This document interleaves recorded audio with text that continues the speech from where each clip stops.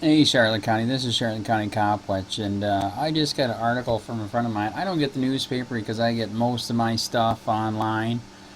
Like I've said before, I've got so many browsers open, so many tabs open, it's not even funny. There's more truth online than there is in print, but he was really turned on by this article that was in the Charlotte Sun newspapers by a local black activist named James Abrams.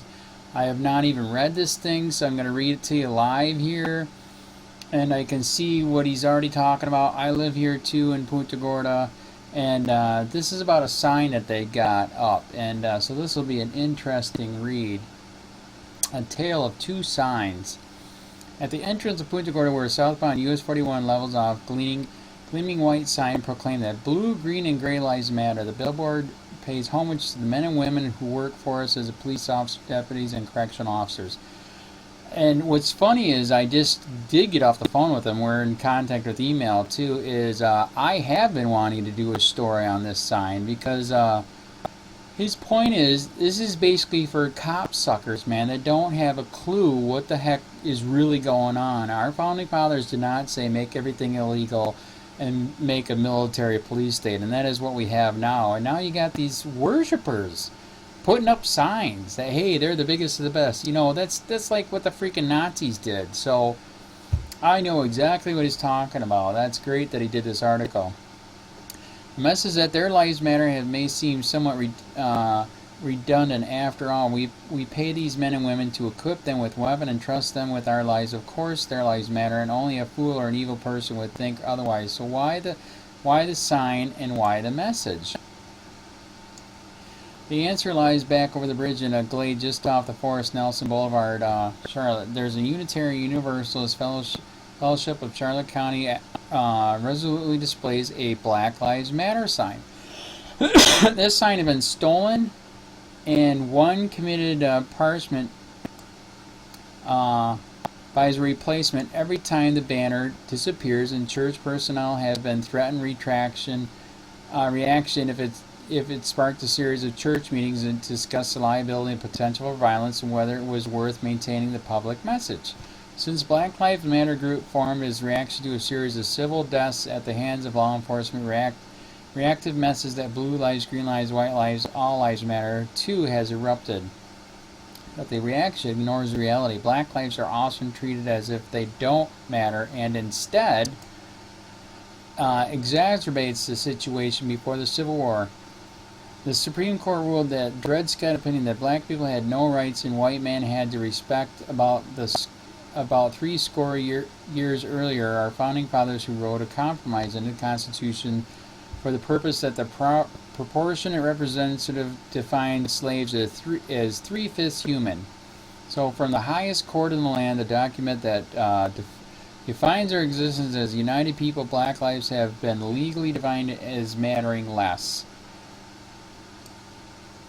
Now imagine how easily it is for the law of the land to become the custom of the land, as even after the Civil War and rendered slavery, the Constitution's interaction of black lives and that of the Supreme Court's moot attitudes and concepts of racial inferiority persist. Black Lives Matter is not a statement of the obvious.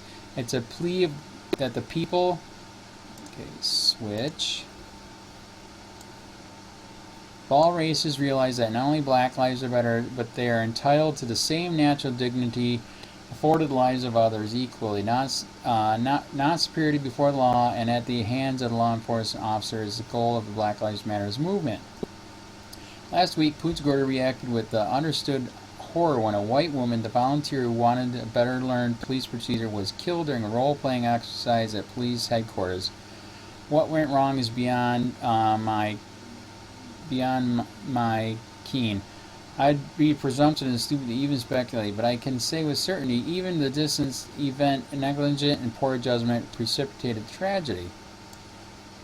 Negligent and poor judgment in every incident seen of people of color dying at the hands of or in the custody of police.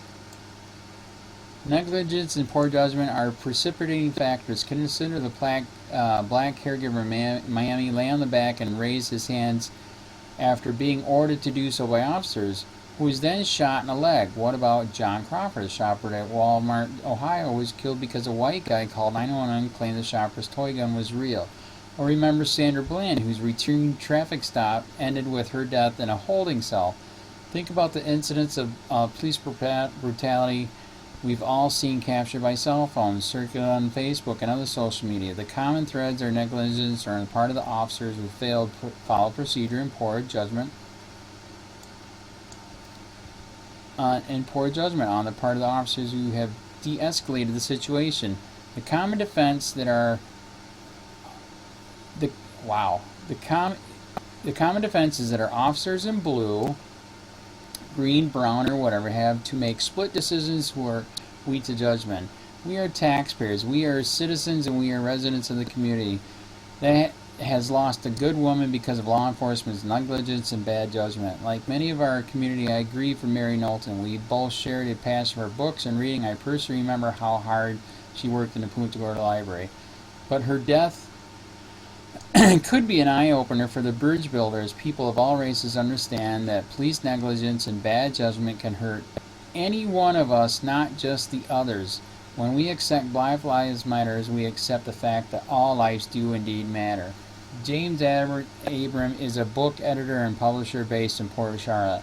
Wow. Now I see why my friend was freaking out. Great article. And like I said, I've been wanting to do a story on that stupid sign there too, man. This is bullcrap. You cannot put one life above another. It's like I said, wake up, sheep. Everything is illegal. You are not free. This is worse than the freaking Nazis right now. This is bad. Instead of internment camps, we have jails and prisons. We have the most people in jail in the whole freaking world, and we're supposed to be a free country. Wake up, sheep. What do you think?